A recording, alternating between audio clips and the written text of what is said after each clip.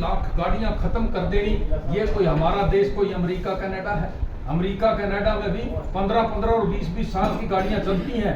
अपना देश हिंदुस्तान कितना बड़ा अमीर है, ये इतना बड़ा बोझ डालना चाहते हैं। इतने बड़े बड़े फैक्ट्री इंडस्ट्रीज हैं जो कारें बनाते हैं, मोटरसाइकिल बनाते हैं, इनको फायदा पहुंचाना चाहते हैं। ये प्रदूषण के लिए बड़ी बड़ी फैक्ट्रियों में अपने यंत्र क्यों नहीं लगाते और बड़े लोगों को इसलिए क्यों नहीं आगाह करते?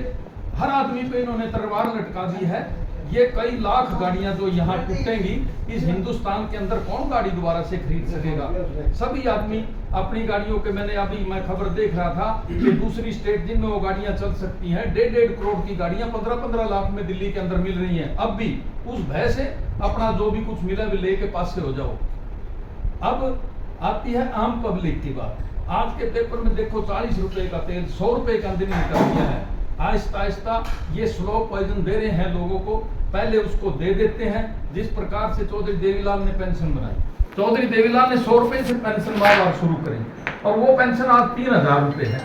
ऐसे ऐसे वो पेंशन हमारी पार्टी के नेता अभय सिंह चौटाला ने जब भी आगे आवाज उठाई विधानसभा के अंदर, इन्होंने पेंशन बढ़ाई, थोड़ी बढ़ाई तो ज्यादा बढ़ाई, लेकिन उसके बाद कोई पेंशन की बात वहां जाकर नहीं करता। अपोजिशन की भी भूमिका, हमारी party Indian National Lokdal party, हमारे 2 ही विधायक हैं जो अपोजिशन की भूमिका निभाते हैं और ये हमारा इंडियन नेशनल लोकदल परिवार धरने प्रदर्शन करता है। बिजली के रेट देखो आप, बिजली के रेट कितने ज्यादा हो गए। जिसका 400 रुपये बिल आता था वो हमने कहीं सुने हैं कि मेरा 1800 रुपये बिल आया। ये बिल्कुल मारने जा रहे हैं और गरीब जनता को इन्हें बहकावे में रख रखा है। उनके घर राशन पहुंच जाते हैं। अब देखो करीब 4 और 4.5 लाख पेंशन हिंदुस्तान की कट चुकी, इसकी हरियाणा प्रदेश की कट चुकी है। और इसी प्रकार जैसे ये तेल अब डबल से भी ज्यादा बढ़ा दिया गया, आहिस्ता आहिस्ता उसको उसी पैमाने के अंदर ले आएंगे। जब इलेक्शन आ जाता है फिर खोल दिए जाते हैं, राशन कार्ड भी बनते हैं, गरीबी रेखा के राशन कार्ड काट दिए हैं। ये इस प्रदेश को लूट के पता नहीं इसको कहां ले जाएंगे। ये आदमी को भ्रमित कर देते हैं, किसी को पैसे से खरीद लेते हैं, किसी को दबाव से खरीद लेते हैं। इनकी यही एक नीति है। हमारी पार्टी इसी प्रकार से जब भी कोई जनता के साथ कुठाराघात होगा, हमारी पार्टी पूरा देश और प्रदेश के अंदर धरना और प्रदर्शन इसी प्रकार से करते रहेंगे। जिस प्रकार पीछे चौधरी देवीलाल ने, अभय सिंह चौटाला ने, चौधरी ओम प्रकाश चौटाला जी ने किया है, उसी प्रकार से हम जनता के सेवक हैं। हम जनता की सेवा इसी प्रकार करते रहेंगे ताकि किसी को तकलीफ ना हो। और दिल्ली प्रदेश के अंदर देखो किस प्रकार से जेसीपी लगाकर इन्होंने कैसे झोंकी झोपड़ियों को उजाड़ दिया है। इसी प्रकार यहाँ रेडी फड़ी वाले रोज बेचारे घूमते हैं, जो अपना पेट पाल रहे हैं, उनके चलान कर देते हैं। हम सरकार से भी और पब्लिक से भी ये कहते हैं हमारा साथ दें और आप अपना हक मांगना सीख रहे हैं। प्रजातंत्र का देश है, प्रजातंत्र में हमारा हक है धरने और प्रदर्शन करने का। तो कहना चाहेंगे आज प्रेस कॉन्फ्रेंस बुलाई यहाँ पर? आज सबसे पहले तो जो गाड़ियाँ 10-10 साल में बंद करने जा रहे हैं, उसके लिए हमने सबसे अगवा किया है भाई ये गलत है। ये किसी को अपने पुराने उसको ये बंद करने का जो काम करते हैं, ये बंद नहीं करनी चाहिए। जैसे दिल्ली के अंदर इन्होंने NCRI बढ़ाया, दिल्ली के अंदर भी इन्होंने पिछले दिनों कहा था भी बंद कर देंगे, अब इन्होंने रात ही ये कह दिया भी हम इनको बंद नहीं करेंगे। जो अफसर लोग हैं, हमारी जनता है, वो अफसरों के पास वो गाड़ियाँ खड़ी रहती हैं, बहुत कम चलती हैं और नवी की नवी गाड़ियाँ पड़ी रहती हैं ये, और ये इन पे इसको बंद करने का काम कर रहे हैं। मैं तो यही अपील करूँगा सबसे भाई ये ऐसे मत करो, लोगों की जेब पे डाका डालने का काम है ये किसी कंपनी को फायदा पहुँचाने का काम है। जैसे ये हमारी नई गाड़ियाँ, इन पे इनकी प्रदूषण के हिसाब से इनको चेक करवाना चाहिए। और जो पिछले दिनों इन्होंने 15 साल का टैक्स लिया और 10 साल में ये गाड़ी बंद कराने का काम कर रहे हैं। RC पे भी जो है लिखा होता है कि इतने साल तक चलेगी, लगभग 25 साल के आसपास तक की लाइफ टाइम तो RC की होती है, फिर भी सरकार नहीं मान रही है। इन्होंने देखो 15 साल का तो ये टैक्स काटते हैं और ये 10 साल के अंदर इसको बंद करने का काम करते हैं।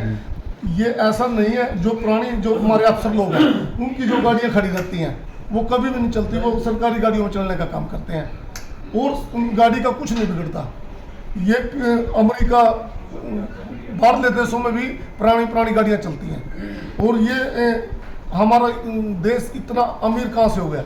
हमारे जो आम लोग हैं, आम लोगों पर इतने पैसे कहाँ से आएंगे? ये ऐसे मतलब नहीं बंद करनी चाहिए। रेडी फड़ी वाले भी जो हैं करनाल के अंदर जो है उनका भी संडे मार्केट नहीं लगने दे रहे, प्रशासन इस बारे में क्या कहेंगे? देखो, पहले तो इन लोगों ने इनको इलेक्शन के टाइम में बोला भाई इनको काम करो, फड़ियाँ लगाओ। अब इन लोगों ने इनका चलान करना शुरू कर दिया। जिस दुकान के आगे फड़ी लगती है, गरीब आदमी कहाँ से ले आएगा इतने पैसे? गरीब आदमी एक दिन पैसे कमाता है और वही ये चलान में दे देते हैं और कुछ इनका सामान भी उठा के ले जाते हैं। मैं निगम से भी यही अपील करता हूँ, जो चलान भी करना है तुमने दुकानदार का करो, जो दुकानदार इनकी फड़ियाँ लगाने का काम करता है। जी। सर, ऐसे तो बेरोजगारी में बढ़ोतरी होगी क्योंकि उनके पास जगह नहीं है, उन्होंने लाइसेंस भी निगम की तरफ से बनवाए हुए हैं, लोन भी लिए हुए हैं, ऐसे फिर वो कहाँ जाएंगे? इन्होंने इनके लिए कोई जगह देनी चाहिए और कहने से नहीं मिलती, प्रॉपर इसका काम करना चाहिए, जो को देनी चाहिए और जगह देके ये लोग वहाँ चले जाएंगे। इन्होंने क्या जरूरत है भाई ये इधर फड़ियाँ लगाने का काम करेंगे? क्यों रोज ये चलान कराएंगे? ये अगर इनका एक बारी सामान उठ जाता है, उसमें लाखों रुपये का सामान है, कोई रेडी है, कोई चीज़ लगाते हैं, ये किस्तें भरते हैं, कहाँ से भरने का काम करेंगे? इसी उसमें मैं कहता हूँ भाई गरीब आदमी की इन्होंने कमर तोड़ने का काम किया। सर, भाजपा की नीतियों की बात करें, सुविधाओं की बात करें, जो चुनाव के समय में आयुष्मान कार्ड पर 5 बीमारियां जो हैं वो प्राइवेट हॉस्पिटलों में जिनका मुफ्त इलाज किया जाता था वो बंद कर दी गई हैं और आम आदमी के लिए वो बीमारियां आम जैसी हैं, जैसे मोतियाबिंद है, हार्ट अटैक है, या फिर बीपीएल कार्ड की बात करें, जो सुविधा बीपीएल कार्ड धारकों को दी जा रही थी उसमें जो 2 लीटर सरसों का तेल मिलता था, अब उसको 2.5 जो है उसमें 2.5 गुना बढ़ोतरी कर दी गई है। जो इन्होंने सुविधा दी थी पहले, ये इलेक्शन के टाइम ये फाँकते हैं, झूठ बोलते हैं। पिछले दिनों इन्होंने पिछली सरकार ने जब एक कभी काला धन ले आएंगे, फिर लोगों को बोल रहे हैं 15 लाख रुपए खाते में आ जाएंगे। ये अपने वादे से घूम रहे हैं। जो वादे हमारे चौधरी अभय सिंह चौटाला जी ने करे हैं, जो वादे हमारे देवीलाल जी ने करे हैं, पिछले शुरू में हमारे चौधरी देवीलाल जी ने एक वादा किया था 100 रुपये पेंशन का, वो आज तक लागू है। अब उसको बढ़ाकर आज बुजुर्गों की इज्जत घर में बढ़ने का काम हुआ है। जैसे कि वो 100 रुपये से पेंशन शुरू हो या जो 31 रुपये 32 रुपये मिलने का काम होता है। जो वादा जुबान के दिनी चौधरी अभय सिंह चौटाला, पिछले दिनों चौधरी अभय सिंह चौटाला जी ने इन पे इलेक्शनों के टाइम ये बोला था भाई ये पेंशन 7500 रुपये कर देंगे। आज इन्होंने ये कहा था भाई 5100 रुपये कर देंगे, इन्होंने वो भी करने का काम नहीं किया। ये बीपीएल कार्ड आज इन्होंने इलेक्शनों के टाइम इन्होंने देने का काम, बढ़ाने का काम किया, आज उनको काटने का काम किया। इन्होंने तो एक बात और किया था महिलाओं से, भाई 2100 रुपये देने का काम करेंगे, वो भी इन्होंने बंद कर दिया। ये हर अपने वादे से मुकर रहे हैं। मैं तो सारे हरियाणा से यही अपील करूंगा, बीजेपी सरकार को बाहर लाओ और नई अपनी अच्छी सरकार बनाने का काम करो। बिजली के बिल का भी जो है वो बोझ अलग से पड़ गया, रेट बढ़ गए, अप्रैल से लागू कर दिए और एक आम आदमी जो है वो पूरी तरह से परेशान है। इसको कैसा देखते हैं आप? देखो, जनता देख रही है, 3 गुना बिजली का बिल बढ़ा दिया है। पिछले दिनों हमारे चौधरी अभय सिंह चौटाला जी ने पंचकूला के अंदर इसका पूरे जोर शोर से मुद्दा उठाने का काम किया, पूरी मीटिंग की और डीसी को अपना सौंपने का काम किया। मेरा जो मतलब कहना है, जो जितनी जनता है सब जानती है। आप लोगों को भी बिजली का बिल देखो कितना आया हुआ है। पहले 1000 बिल आता था, आज 4000 रुपये बिल आ रहा है लोगों का। मैं इससे घोर निंदा करता हूँ। जो हमारे बिजली का बिल तुरंत प्रभाव से ये इन्होंने वापसी लेना चाहिए। जो लगने जा रहे हैं, अभी पॉलिसी आई है, इसमें कुछ काम करेगी आपकी पार्टी?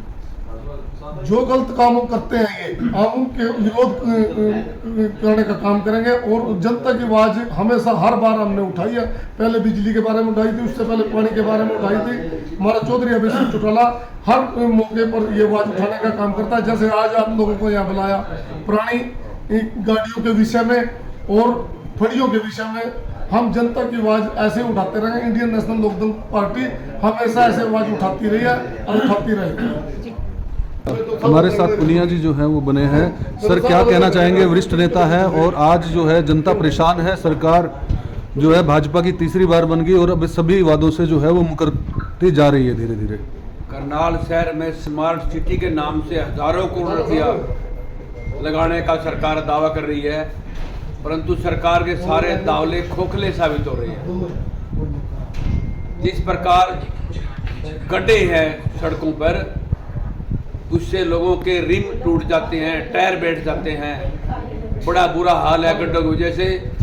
और सारा शहर अंधेरे में डूबा हुआ है। किसी पार्क में लाइट नहीं है, जबकि 32 करोड़ रुपये खर्चा करके शहर में लाइट लगाई है।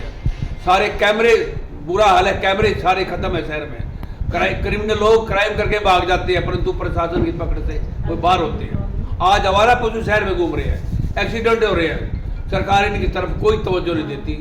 सरकार हजारों करोड़ रुपया नेताओं डकारने पर तुले हुए हैं, कोई व्यवस्था शहर में किसी प्रकार की नहीं है। लगता है कि भाजपा सिर्फ जो है वो सत्ता हासिल करके और अपने सभी वादों से मुकरने का काम करती है। जब सत्ताधारी लोगों को वोट लेनी होती है तो ये रिलैक्सेशन देते हैं, कार्ड वालों को रिलैक्सेशन देते हैं, जो पेंशन बनती है उनको भी डील बढ़ते हैं, परंतु सत्ता प्राप्ति के बाद वो अपना हथियार चलाना शुरू कर देते हैं। उन सुविधाओं से सबको महरूम करने का काम करते हैं। अबला जी क्या कहना चाहेंगे सर?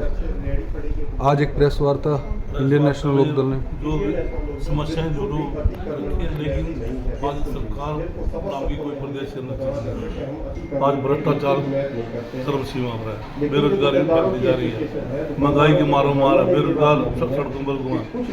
और आज विपक्षी भूमिका सिर्फ एक इंडियन नेशनल लोकदल निभा रही है, बाकी उन बापों में पता नहीं कौन सा बिल्वा बढ़ रहे वो सरकार के साथ मिले हुए। जिन वादों के साथ सरकार आई थी, पेंशन बढ़ाएंगे हम, पेंशन 35 रुपये कम की घोषणा करा नहीं पड़ी, सिर्फ घोषणाएं करते हैं, काम नहीं करते, धरातल पर कोई काम नहीं हो रहा। घोषणाओं की सरकार है, सिर्फ घोषणाओं की सरकार है। सर क्या कहना चाहेंगे आज प्रेस कॉन्फ्रेंस? करनैल सिंह लाठरू, उप प्रधान जिला करनाल। तो ये जो सरकार है ये पूंजीपतियों की सरकार है। राहुल देवीलाल कहा करते थे भाई यही निकरदारियों से बचकर रही हो, ये पूंजीपतियों की अडानी अंबानी की सरकार है, इनको ये इन गरीब किसान से कोई मतलब नहीं। तो उन्हीं को फायदा पहुंचाने के लिए ये बिल बता रहे या उनको फायदा पहुंचाने के लिए सारे काम करते हैं। या गरीब आदमी के 2100 रुपये ने कहा था भाई औरतों को देंगे, औरतों के लिए वो करेंगे, या गरीब आदमियों को देख लो अब 40 रुपये से 100 रुपये कर दिया, जो उनको तेल मिलता था सिस्टम का, जो डिपो पे से। और गरीब आदमी को सारे खत्म कर दे, राशन कार्ड ये काटने लग रहे, किसान को ये यूरिया नहीं मिल रहा, DAP नहीं मिल रहा, किसान को ये बर्बाद करने में तुली है। ये सरकार पूंजीपतियों की सरकार है और अडानी अंबानी को फायदा पहुंचाने के लिए किसी का भी गला काट सकता है, गरीब आदमी को। सर क्या कहना चाहेंगे? नमस्कार, राजेश ऐसा है जी, जो ये सरकार है बीजेपी सरकार है, ये सिर्फ जुमले की सरकार है। ये जब इलेक्शन होता है उस टाइम नए नए वादे करती है, जब सरकार आ जाती है इनकी तो ये फिर कोई भी वादा पूरा नहीं करते। अभी आप जैसे देख लो, जैसे घर गिरा रहे हैं लोगों के नई नई कॉलोनियों में डेली जाके, जब ये रजिस्ट्रियाँ करते हैं उस टाइम क्यों नहीं देखते इस चीज़ों को? इनको सारे पूरी तहकीकात करके तभी आगे रजिस्ट्रियाँ करनी चाहिए ना। और अब ये लोग पता नहीं कहाँ से इकट्ठे पैसे करके लोग मकान बनाते हैं और उनके लोगों को घर रखते हैं, उनके पूरी जिंदगी के सपने को खत्म कर देते हैं। इस सरकार को जो ये वादे करती है कोई भी ये वादा पूरा नहीं करती। यार क्या कहना चाहेंगे आज जो प्रेस कॉन्फ्रेंस बुलाई गई? क्या कहेंगे सर? मैं सिर्फ एक बात कहना चाहूँगी, क्योंकि चारों तरफ हाहाकार मचा हुआ है और जो प्रेस कॉन्फ्रेंस का मुद्दा है वो पहले पानी का था, फिर अब बिजली का है, अब गाड़ियों का है। चारों तरफ जो पोल्यूशन की ये बात कर रहे हैं, पोल्यूशन तो गवर्नमेंट की तरफ से हो रही है।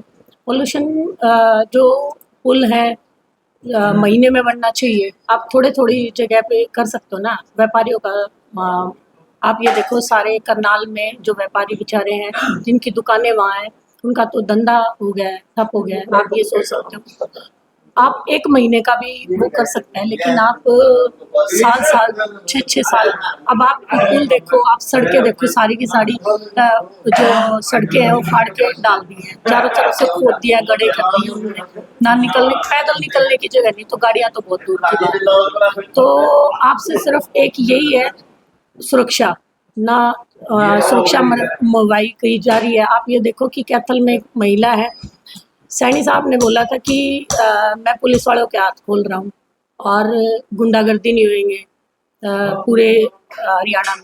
लेकिन वो गुंडागर्दी तो जो रक्षक है वही भक्षक बन गया, वो गुंडागर्दी तो वो खिंडा रहे हैं। तो कम से कम उस महिला का साथ देना चाहिए, कार्रवाई होनी चाहिए प्रॉपर तरीके से। 3 दिन से तो कंटिन्यू यही चल रहा है कि कार्रवाई होएगी, इधर से उधर, इधर से उधर। क्या गरीब आदमी, दलित आदमी, किसान आदमी का जीने का कोई हक नहीं है। आप गाड़ियों की बात लगा लो कि हर आदमी लोन लेके तो गाड़ी लेता है, चाहे वो छोटी गाड़ी है चाहे वो बड़ी गाड़ी है, ठीक है। और अगर उस लोन को उतारने में 10 साल लग जाते हैं, जैसे लोन खत्म हुआ उनको ये टेंशन है कि अब गाड़ी बंद हो जाएगी, तो इससे अच्छा तो वो पैदल ही आ जाएगी। तो ये तो ऐसा काम कर दिया है गवर्नमेंट ने कि जिए या ना जिए। इसीलिए हमारे बच्चे हैं जो इंडिया छोड़ के जा रहे हैं बाहर, एक गरीबी की जीवन जीने के बजाय एक नौकर की जीवन जी रहे हैं वहाँ पे। उन्होंने नौकर बनना ज़्यादा वो कर लिया। यहाँ जो बच्चा शहंशाह की लाइफ जी रहा था अपने घर में, अपने परिवार में बढ़िया रोटी खा रहा था, वहाँ जाके वो नौकरी का नौकर बना हुआ है। तो इससे हमारा दिल दहल रहा है। और चाहे चारों तरफ देख लो आप, गाड़ियाँ छोड़ो, जो 15 साल पुराने हैं वो हवाई जहाज उड़ रहे हैं, ठीक है, लेकिन गाड़ियाँ नहीं चलेंगी, ठीक है। और 40 साल पुराने भी हवाई जहाज आसमान में उड़ रहे हैं, उनके ऊपर कोई भी कार्रवाई नहीं है। अब आप जो अभी क्रैश हुआ है 12 साल पुराना था, टेक्निकली अगर घुमा फिरा के जांच पे क्रू के ऊपर डाल दिया जाएगा या इंजीनियर के ऊपर डाल दिया जाएगा, वो क्या करे? उनके पास कोई भी समाधान नहीं है। पुरानी चीज़ है, कब खराब हो जाए वो तो सिर्फ बता सकते हैं, उनकी बातों पे सुना नहीं जाता, वो सिर्फ अपना फायदा देते हैं। और कुछ एक मोटे व्यापारी है, सिर्फ उनकी सुनी जा रही है जो सरकार को फायदा दे रहे हैं। जो आम करनाल के लोग हैं बेचारे, वो तो दुखी ही हैं, चाहे वो बिल हो, पानी का हो, या बिजली का बिल हो, या सड़कों पे चलना हो, या महिलाओं की सुरक्षा हो, तो बच्चों की शिक्षा हो। कोई भी मुद्दा ऐसा नहीं है जो जिसमें सरकार सफल रही है, विफल ही रही है सरकार। और इनेलो हमेशा सड़कों पे उन लोगों की भावनाओं के साथ है, उनके मुद्दों के साथ है। चाहे हमें आंदोलन करना पड़े, चाहे ज्ञापन देना पड़े, हम हमेशा उनके साथ रहेंगे और उनकी हर प्रॉब्लम में उनका साथ देंगे। और लोगों से एक ही अपील है कि वो आंखें खोलें और चारों तरफ सरकार की विफलता को देखें और इनेलो सरकार को राज में लाने के लिए और अपने दिन सुधारने के लिए कार्य करें। कृष्ण जी, क्या कहना चाहेंगे? आज इनेलो ने प्रेस कॉन्फ्रेंस बुलाई है, तो क्या मुद्दा रखना चाहती है? देखिए, आज इंडियन नेशनल दल ने प्रेस कॉन्फ्रेंस जो बुलाई है, आप देख रहे हैं कि हरियाणा प्रदेश के अंदर अराजकता का जो एक माहौल है, कानून व्यवस्था जो है कि बिगड़ी हुई है, महिला सुरक्षित नहीं है, छात्र सुरक्षित नहीं है, युवा सुरक्षित नहीं है, व्यापारी सुरक्षित नहीं है। आज पूरा हरियाणा प्रदेश के अंदर एक गैंगस्टर गैंग जो है कि हावी है और भय के माहौल से जो है कि भारतीय जनता पार्टी सरकार जो है कि चला रही है और भारतीय जनता पार्टी के लोग जो है कि उसके अंदर इन्वॉल्व है। मुख्यतः जैसे रेडी फड़ी वालों के साथ भी करनाल के अंदर ज्यादती की जा रही है। छोटे व्यापारी हैं, जो व्यापारी भी नहीं कहेंगे, उनको दिहाड़ी मजदूरी करने वाले हैं, और सरकार अधिकारी हैं वो सरकार के इशारे पर जो है उनका रोजगार छीन रहे हैं। इस बारे में क्या कहेंगे? रेडियो फड़ी वाला जो मामला है वो निहायत गलत है और जो रेडियो फड़ी का जो काम करते हैं इनको कोई निश्चित स्थान दे करके दिया जाए। इनका जो है कार्य जो है वो चलना चाहिए, बिजली के शोषण नहीं होना चाहिए। इनका दो प्रकार से जो है कि वो शोषण हो रहा है, एक तो प्रशासन के द्वारा शोषण है, दूसरा जो है कि बड़ा दुकानदारों के द्वारा शोषण है, क्योंकि वो मनमानी तरीके से जो है कि पैसे लेते हैं और दुकान के सामने जो है कि फड़ी लगाने का काम है। तो चलान जो है कि प्रशासन के द्वारा फड़ी वाले का होता है, रेडी वाले का होता है, ना कि फड़ी दुकानदार। जिस तरह से अगर बिजली के बिल जो है बढ़ के आए हैं, 4-4 गुना जो है बिल आए हैं, इसके बारे में क्या कहेंगे? बिलों का बढ़ना ये हरियाणा प्रदेश की जनता पे उठा रहा है और इंडियन नेशनल दल ने पंचकुला में प्रदेश में आंदोलन कर सरकार को चेताने का जो काम किया है। अगर सरकार नहीं मानी तो बड़ा आंदोलन जो है कि इंडियन नेशनल दल करेगा।